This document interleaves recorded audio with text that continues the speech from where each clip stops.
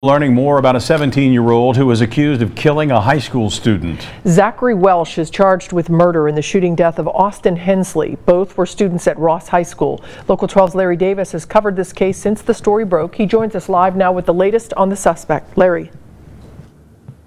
Hi, Cammie. Well, you can just feel the tension in the courtroom as family members of both the victim and the defendant sat on opposite sides of the courtroom. However, the teen charged with the crime was a no-show. His attorney requested that he not be present. Now, prosecutors want to try him as an adult, but the defense says they want to see if Welch is actually mentally competent to even stand trial. Missing from the defense table today, the defendant. His attorney waived Zachary Welch's presence in court.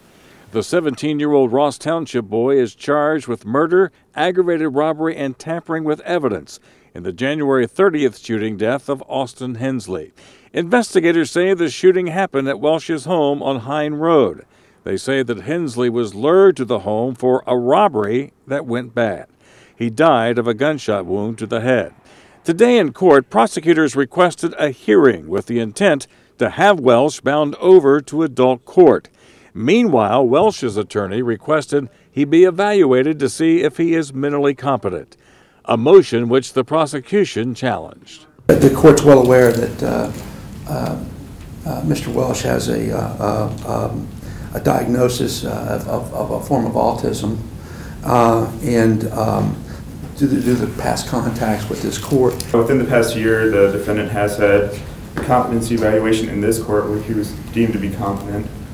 He's also been adjudicated past the evaluation within the last year as well. Juvenile court judge Kathleen says she was going to delay ruling on the motion pending the outcome of a probable cause hearing.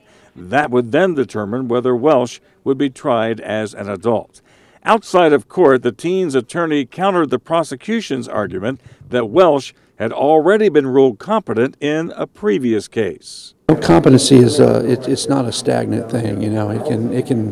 That can change, and that based on how long it's been, you know, there may be an issue as to, you know, what's going on with him currently. And Cammie Hyde says his client's competency is something that needs to be explored, and that's why he's asked for the evaluation. A decision on both of those requests will likely be made at the next hearing next month.